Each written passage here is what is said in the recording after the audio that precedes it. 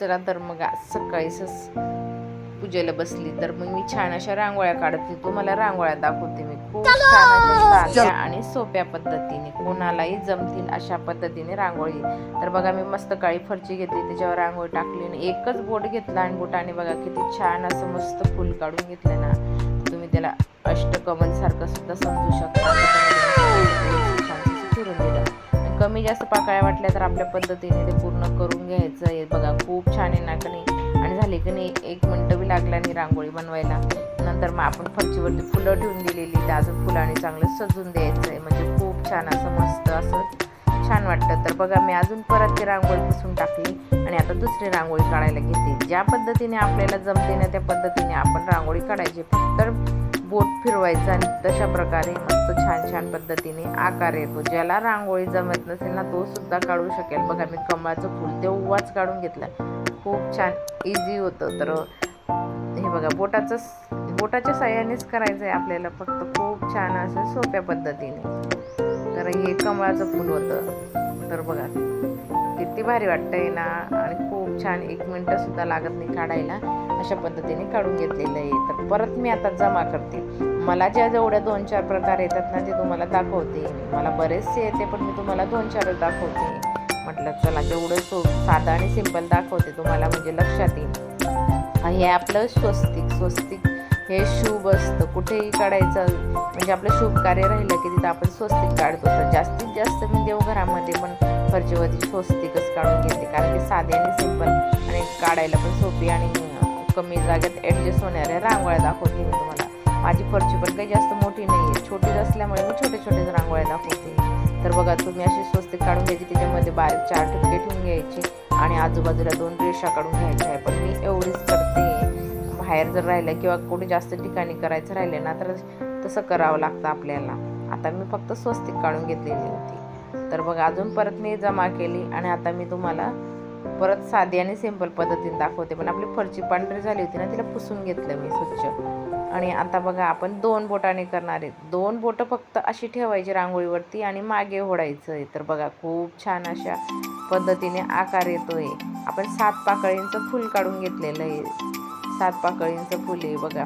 तर खूप छान वाटतंय ना. आणि त्याच्यामध्ये आपण एक पांढरं फूल घ्यायचं आहे, ते त्याच्यामध्ये ठेवून द्यायचं आहे. म्हणजे खूप छान असं बघा खूप भारी वाटतंय ना. अशा पद्धतीने मी करून घेतलेलं आहे. आपल्या देवघरमध्ये दिवा, धूप, रांगोळी राहिली ना तरच पूर्ण देवघर म्हणजे छान असं प्रसन्न वाटतं आणि आपली पूजा पूर्ण झाली असं वाटतं. नाहीतर मग काही अपुरं राहिलं असं मनाला दिवसभर वाटतं. तर मला आहे ना रांगोळीशिवाय होतच नाही, मला रांगोळ्या लागतातच. तुळशीजवळ, इकडे बाहेर ओट्यावरती सगळ्या ठिकाणी आम्ही असं रांगोळ्या वगैरे. देवघरमध्ये पण पूर्ण रांगोळ्या फुलं असली ना तर एखाद्या दिवशी फुलं नसता कंटाळा होतो, पण रोजचे फुलं वगैरे सगळे लागतात. तर नमस्कार टू फॅमिली, कसे आहेत मजेत आहेत ना. चला तर म्हटलं आपल्या ब्लॉगला सुरुवात करू. सगळ्यांना श्री स्वामी समर्थ. तर चला आज पटकन मग पूजा वगैरे झाली आणि बघा एवढी फुलं अजून उरलेली होती.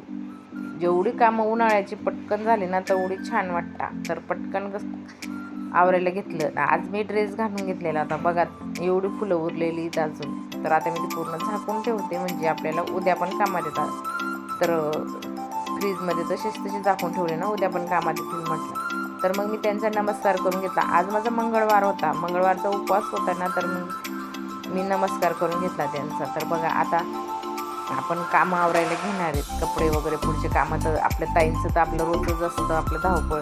एक दिवससुद्धा आपल्याला आराम नसतो की चला आज मला स्वयंपाक करायचं काम नाही, तर आज हे नाही असं नाही. आपल्या रोजची रुटीन असते ती करावंच लागते. तर आजच्या 8 दिवसाला आम्ही पेडकाई मातेला गेलो होतो. आपलं पेडकाई मातेचं मस्त खूप छान अशा पद्धतीने दर्शन झालं होतं देवांचं आणि भारी वाटलं होतं. तर त्यांना वाटलं कॅमेरा बंद आहे, तर ते बघत होते आणि कॅमेरा चालू होता आपला. आणि कपडे वगैरे झाले, मागचा ओटा खूप छान अशा पद्धतीने घासून घुसून स्वच्छ केला, कारण की आपल्याला दिवसभर तिथे माझं जास्त करून आमचं मागेच काम असतं. तर त्यासाठी मी पूर्ण आवरून घेतलं आणि आपले कपडे पण खूप छान अशा मस्त टाकून दिले. आणि तर दिवसभर सावली असते आणि जास्त उन्हात कपडे टाकल्याने ना कपडे पांढरे पडतात. त्यासाठी ना आम्ही सावलीमध्येच कपडे टाकायचे ह्या दिवसाचे, तरच कपडे चांगले असतात. तर बघा आता भाजी झाली, पोळ्या झाल्या आणि आपली लोणी पण करून घेतली. उन्हाळ्याची पण लोणी पटकन केली तर बरं नाही मग तिचा खूप असा वास येतो आणि ते तूप पण चांगलं लागत नाही, त्यासाठी ना लोणी पण पटकन करावं लागते. तर आता कोबीची म्हणजे फ्लावरची भाजी झाली आपली. कोबी फ्लावर जे आलं ते म्हणून घेते.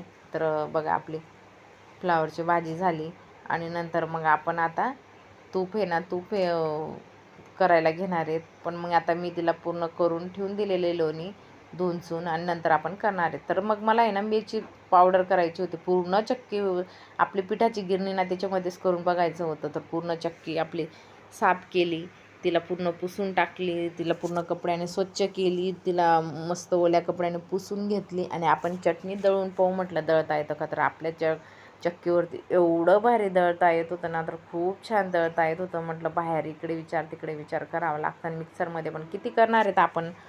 तिखट पण खूप लागतं. तर बघा मी पिशवीमध्ये पडतं आणि पिशवीला पूर्ण गाठ मारून दिली, म्हणजे आपल्या घरात पूर्ण ठसका वगैरे काही उठणार नाही. नाही तर मग मिरचीची पावडर उडली की आपल्याला ठसका येऊ शकतो, त्यासाठी बघा.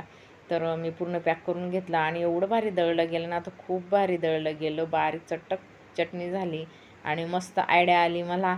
तर म्हटलं करून बघायला काय हरकत आहे. तर आज माझी आयडिया कशी वाटली ते कमेंट करून सांगा. आणि वेगवेगळ्या प्रकारचं मग तिचे पप्पा म्हणे तू काही पण डोकं चालवते. म्हटलं आपण करून बघायचं, आपल्याला नवीन नवीन आयडिया येत राहतात. तर मी पूर्ण चक्की वगैरे साफ केली, पिठाची असते म्हणून तिला पूर्ण पुसून घेतली, तिला ब्रशने पूर्ण साफ केली होती, पूर्ण पुसून घेतली कपड्याने, ओल्या कपड्याने पुसली, तिला सुकू दिली आणि नंतर मग आपण दळायला घेतलेलं आहे. तर खूप छान असं मस्त दळलं गेलं, मला तर आवडलं. आणि हे पहिलं चटणी ना म्हटलं आपण वेगळीच ठेवणार आहेत आणि उपवासासाठी तर आपण थोडी मिक्सरमध्ये काढून ठेवणार आहेत.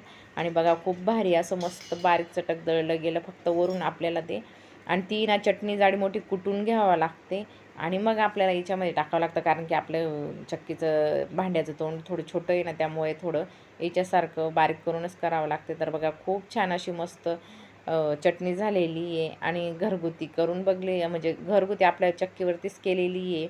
कशी वाटली ते कमेंट करून सांगा आणि माझी आयडिया कशी वाटली ते कमेंट करून सांगा. आवडले असेल माझा व्हिडिओ तर जास्तीत जास्त शेअर करा, लाईक करा, सबस्क्राईब करा आणि कसं वाटलं ते कमेंट करा. भेटू पुढच्या व्हिडिओमध्ये, तोपर्यंत बाय बाय. तर बघा चटणी खूप छान अशी मस्त लाल जरक चटणी झालेली आहे आपली.